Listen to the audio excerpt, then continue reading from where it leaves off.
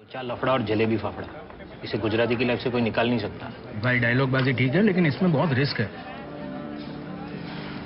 Risk है तो इश्क है। जब नेटफ्लिक्स और अमेजोन प्राइम अपने अपने कंटेंट से इंटरनेट पर बवाल मचाने की कोशिश कर रहे थे, उसी वक्त Sony Liv out of syllabus आ गया और असली में बवाल मचा दिया scam 1992 the Harshad Mehta story को रिलीज करके, जो असली में एक मास्टरपीस शो साबित हुआ। मजे की बात यह है कि जब ये सीरीज आई थी तब इसे देखने वालों में मोस्टली ऑडियंस ऐसी थी जो इस सीरीज को एक नॉर्मल सीरीज की तरह देख रहे थे, और उनमें मैं भी था। लेकिन हम लोगों को इसका बिल्कुल भी अंदाजा नहीं था कि ये शो एक मास्टरपीस शो साबित होगा और इंडिया के बेस्ट शोज में गिना जाने लगेगा।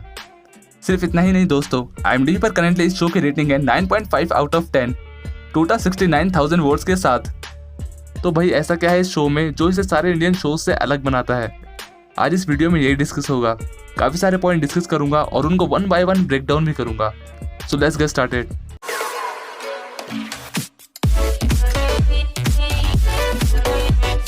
सबसे पहले बात करते हैं इसकी स्क्रीन प्ले, या सीधा सीधा बोले तो इसकी स्क्रिप्ट के बारे में। ये शो एक्चुअली बेस्ड है देबाशीष बासु और सुचेता दलाल की book the scam who won who lost who got away पर, जो उन्होंने लिखी थी इंडिया के सबसे बड़े फाइनेंशियल स्कैम 1992 के हर्षद मेहता स्कैम पर।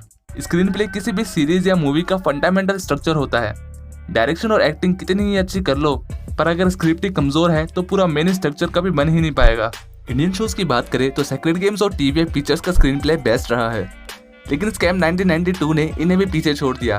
सीरीज काफी ज्यादा डिटेल्ड है, तो इसलिए इस सीरीज में शेयर मार्केट और बैंकिंग के काफी सारे टेक्निकल टर्म्स इन्वॉल्व है, जो देखने वालों के लिए कंफ्यूजिंग हो सकते थे।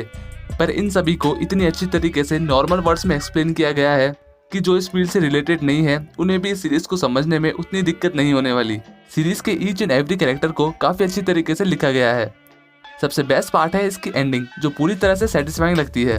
पूरी सीरीज की स्पीड एकदम कांस्टेंट है। सीरीज के सारे इवेंट्स एकदम कांस्टेंट स्पीड से चलते हैं, कहीं भी ऐसा नहीं लगता कि स्पीड फास्ट है या स्लो है, तो बोर होने का कोई सवाल ही नहीं उठता। अब स्क्रिप्ट तो अच्छी बना ली, लेकिन अगर उसको सही से इम्प्लीमेंट नहीं करोगे तो फिर अच्छे स्क्रिप्ट का कोई मतलब नहीं। So let's talk about direction. Series को डायरेक्ट किया है टैलेंटेड डायरेक्टर हंसल मेहता ने, जिनके डायरेक्शन पर कभी उंगली उठाई नहीं जा सकती। ये सीरीज मिर्जापुर जैसे मारधाड़ वाली नहीं है, पर फिर भी इस सीरीज में काफी ज्यादा थ्रिल है, क्योंकि नॉर्मल सीन्स को भी काफी ट्विस्टेड करके प्रेजेंट किया गया है। Let's take an example, series का ओपनिंग शॉट।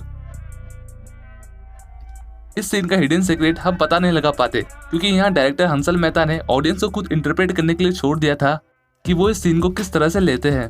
लेकिन जब स्टोरी आगे बढ़ती है तब पता चलता है इस सीन का असली मतलब, कि ये कितना इंपॉर्टेंट था। अगर सीधा सीधा बोले तो लेट्स सपोज अगर डायरेक्टर हमें पहले ही बता देते कि इस सीन में एक्चुअली क्या हो रहा है और ये बंदा एक्चुअली में है कौन, तो बाद में उतना मजा नहीं आ पाता। आज के ज़माने में शेयर मार्केट का काफ़ी काम ऑनलाइन ही होता है, पर 80s और 90s के ज़माने में बॉम्बे स्टॉक एक्सचेंज में जिस तरह से स्टॉक्स खरीदने और बेचने के लिए मारामारी होती थी, उसको भी एकदम परफेक्ट तरीके से अडॉप्ट किया गया है। इसमें और भी कई सीन्स है जिनसे हंसल मेहता का क्वालिटी डायरेक्शन प्रूव होता है, बट अगर उन सीन्स को डिस्कस किया तो वो ऑडियंस के लिए स्पॉइलर हो जाएंगे, so I am not discussing them right now. अब बात करते हैं उस चीज की जिसमें स्कैम 1992 ने सबको पीछे छोड़ दिया।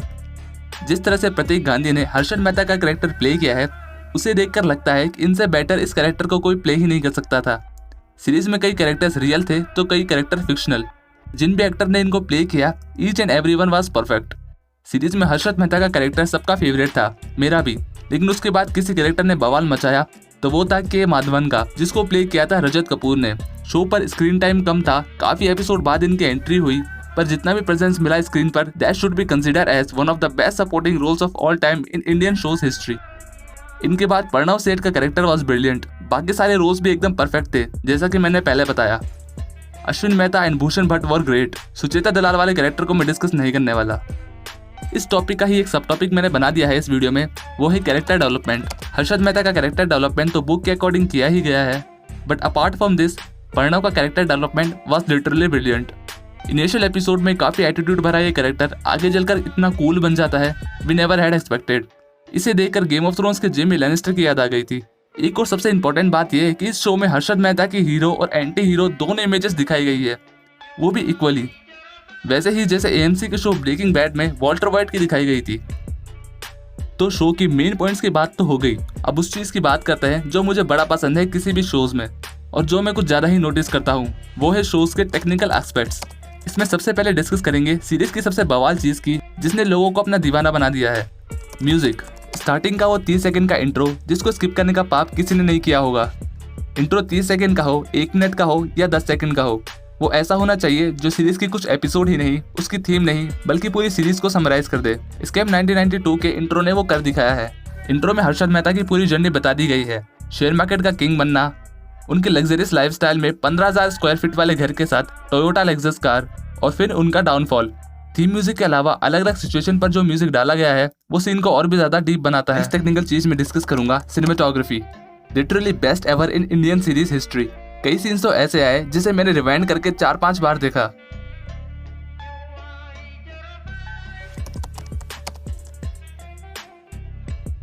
सीरीज के वाइड एंगल शॉट्स काफी जबरदस्त है जो कैरेक्टर के साथ एनवायरनमेंट और उसके ऑब्जेक्ट के ऊपर सही से फिट हो जाते हैं।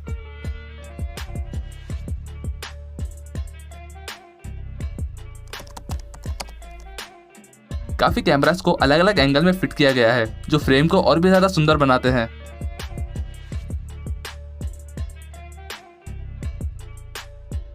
कैमरा मूवमेंट्स, टिल्ट शॉट जिसमें कैमरा टिल्ट कर दिया जाता है। टेक इन शॉट्स भी काफी वाइड शूट किए गए हैं। इस आर्क शॉट में सब्जेक्ट को स्टेशनरी रखकर कैमरा को 180 डिग्री में घुमाकर आर्क बनाया है जो सब्जेक्ट की इंटेंस टेंशन को दिखाता है। बूम शॉट जिसमें कैमरा वर्टिकली घुमाया जाता है किसी भी टूल की हेल्प से। कई बार कैमरे को वर्टिकल घुमाने के साथ जूम इफेक्ट भी दिया जाता है।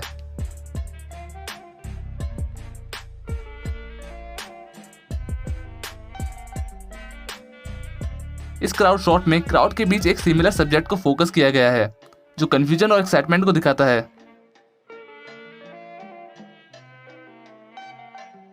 विप पेन शॉट में सिंगल शॉट में कैमरा को कुछ पर्टिकुलर डायरेक्शंस में बार बार घुमाया जाता है।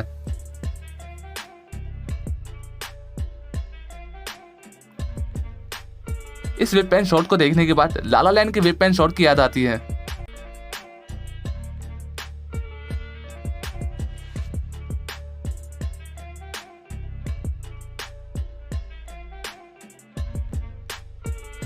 आर्टिफिशियल लाइट हो या natural light, each and every single frame was beautiful.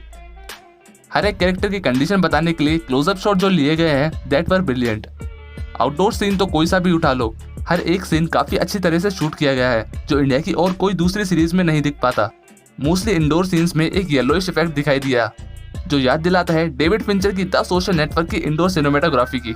Cinematography में स्कैम 1992 को टक्कर देना तो दूर, कोई भी इंडियन शो इसके आसपास भी नहीं है। इन सब पॉइंट से स्कैम 1992 की मास्टरपीस इमेज साबित हो जाती है। अब यहाँ एक और पॉइंट डिस्कस करूंगा इसके IMDb पर रेटिंग्स, जो कि लोगों को काफी ज्यादा कंफ्यूज कर रही है। IMDb पर इस शो की रेटिंग है 9.5 आउट ऑफ 10, जो कि डायरेक्टली दुनिया में सबसे ज्यादा है। अब ये क्वेश्चन निकल कर आता है कि क्या इसको दुनिया का बेस्ट शो बोल सकते हैं? Well no. रही बात सबसे ज्यादा रेटिंग की, तो स्कैम 1992 ने 9.5 स्टार स्कोर करे हैं टोटल 69,000 वोट्स के साथ। अब 69,000 वोट्स को अगर दुनिया के बेस्ट शो से कंपेयर करो तो काफी कम है। दुनिया में सबसे ज्यादा वोट्स मिले हैं दुनिया की सबसे ज्यादा popular HBO fantasy series game of thrones को। गेम ऑफ थ्रोन्स के IMDb पर टोटल 17 लाख वोट है और दुनिया की किसी भी सीरीज की वोट इसके आसपास भी नहीं है। पर अगर रेटिंग्स की बात करें तो दुनिया में सबसे ज्यादा हाई रेटेड शो है AMC का ब्रेकिंग बैड, जिसकी रेटिंग है 9.5 टोटल 13 लाख वोट के साथ। ब्रेकिंग बैड वोट्स के मामले में दुनिया में सेकंड नंबर पर है। तो ब्रेकिंग बैड की 9.5 रेटिंग 13 लाख वोट से है और स्कैम 1992 की 9.5 रेटिंग 69,000 वोट से है। तो इसलिए स्कैम 1992 को ब्रेकिंग बैड से कंपेयर नहीं किया जा सकता। So Breaking Bad is still the highest rated show. जैसे जैसे स्कैम 1992 के वोट्स बढ़ते जाएंगे उसकी रेटिंग ड्रॉप होती जाएगी। करेंटली 69,000 वोट्स के साथ स्कैम 1992 इंडिया का सेकंड सबसे ज्यादा वोट वाला शो है। नेटफ्लिक्स की original series sacred games 72,000 votes के साथ सबसे ज्यादा वोट्स वाली इंडियन सीरीज है। पर स्कैम 1992 जल्द ही इसको क्रॉस कर देगी और सबसे ज्यादा वोट्स वाली इंडियन सीरीज बन जाएगी। रेटिंग की बात करें तो स्कैम 1992 इंडिया की हाईएस्ट रेटेड बनी रहेगी, क्योंकि रेटिंग अब इतनी ड्रॉप होने के चांसेस नहीं है। और फाइनल रेटिंग में एक्सपेक्ट कर रहा हूँ 9.3 या 9.4, 80,000 प्लस वोट्स के साथ। तो हाँ, स्कैम 1992 इंडिया का बेस्ट शो बन चुका है, इसमें कोई भी डाउट नहीं रहना चाहिए। अगर आपने अभी तक ये सीरीज नहीं देखी है तो ऑब्वियसली आप इस वीडियो के बाद इसको देखने जाओगे ही। सोनी लिव पर ये अवेलेबल है, सब्सक्रिप्शन लेना पड़ेगा देखने के लिए, पर इसको लोग और भी जगह से जुगाड़ लगाकर देख रहे हैं। बाकी आप लोग समझदार तो हो ही, मुझे समझाने की जरूरत नहीं है। मैं मूवीज और शोज की रेटिंग के ऊपर भी एक सेपरेट वीडियो लाने की सोच रहा हूँ, जिसमें रेटिंग्स का पूरा सिस्टम एक्सप्लेन करूंगा। तो जल्दी से चैनल को सब्सक्राइब कर देना, क्योंकि ऐसी ही और अमेजिंग वीडियोस आने वाली है। वीडियो अच्छा लगा हो तो लाइक और शेयर कर देना। Also subscribe to this channel for more amazing videos. Have a great day.